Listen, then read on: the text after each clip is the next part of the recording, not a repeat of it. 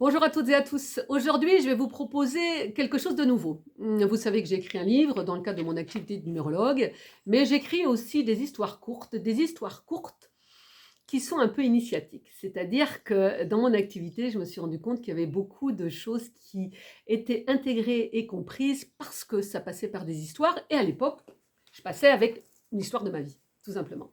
Sauf que très rapidement, je me suis rendu compte que dans ma capacité d'écriture, je pouvais générer des histoires.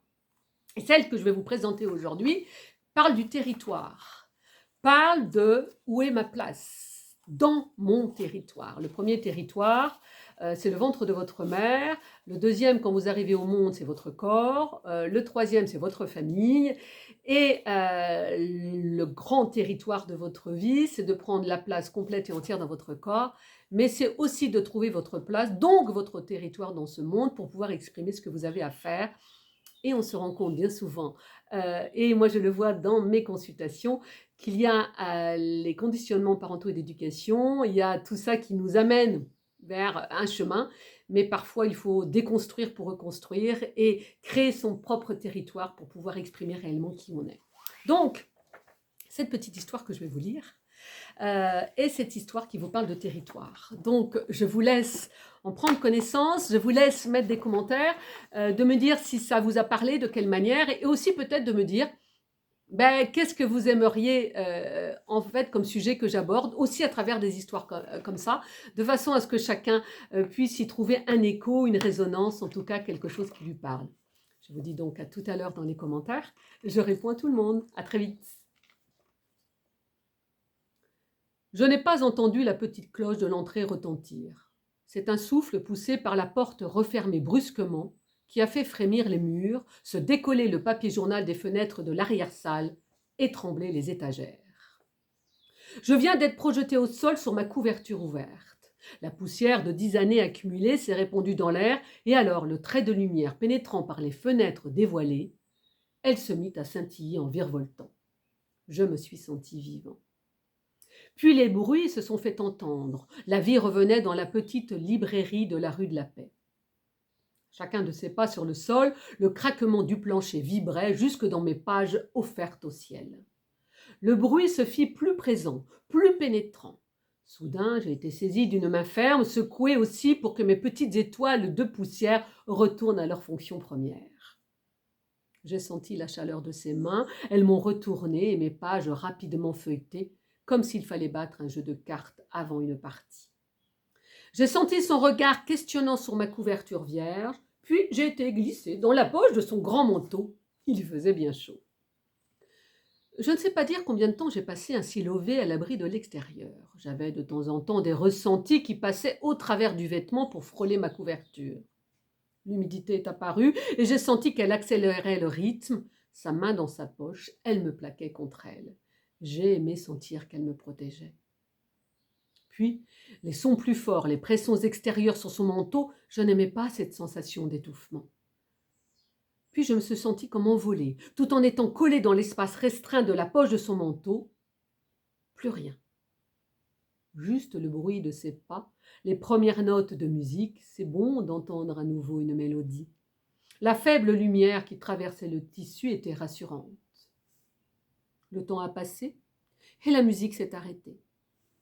J'ai senti ses pas se rapprocher puis disparaître. Seule au loin, une petite lumière me laissait entrevoir la vie.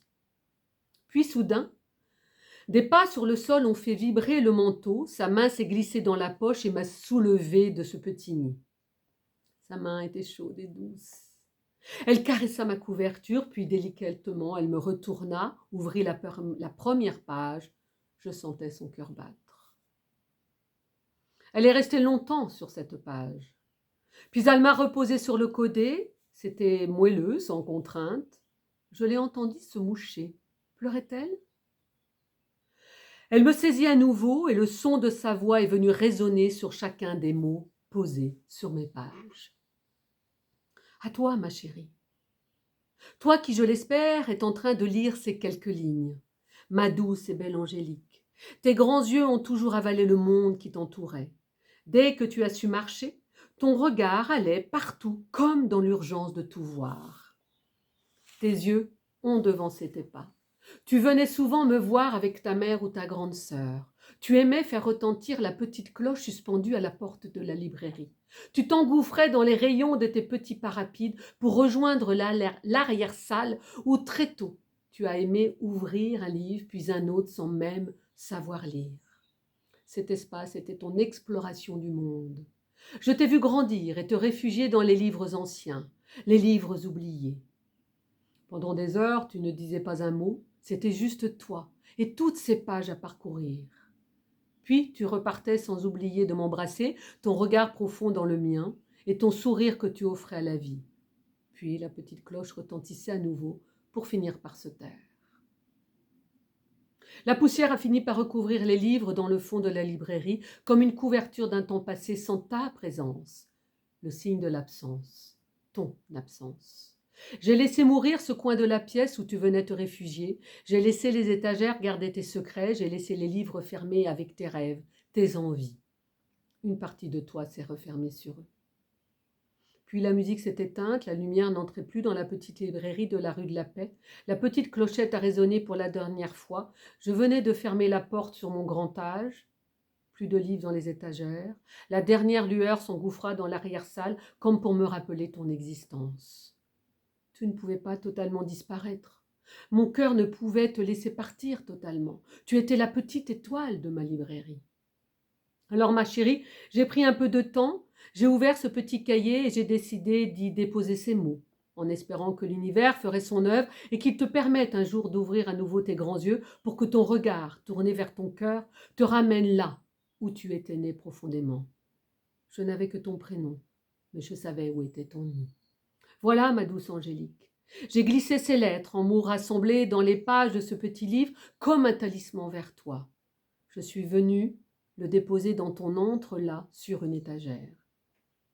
Et si aujourd'hui, alors que sans doute je te regarde assise dans les nuages, tu as fait retentir la petite clochette de la porte et tressaillir les livres de l'arrière-salle pour y faire entrer ta lumière, c'est que l'univers aura su te ramener chez toi. Mon cœur est plein de confiance en la vie, mon sourire répond au tien. Je regarde cette page alors que j'y dépose ces derniers mots. Angélique, je te confie ta petite librairie pour qu'à ton tour tu y déposes tes livres, ton histoire. Cette librairie est la tienne, bien au-delà de ce que le temps en a fait. Angélique a refermé la dernière page, m'a plaqué contre son cœur. Quelques larmes sont venues laver ma couverture. Elle a saisi son téléphone, puis d'une voix tremblante, comme dans une urgence, a dit « Maman, c'est incroyable! Il faut que je te dise la librairie que je viens d'acheter. Tout me revient maintenant. Maman, c'est mon refuge.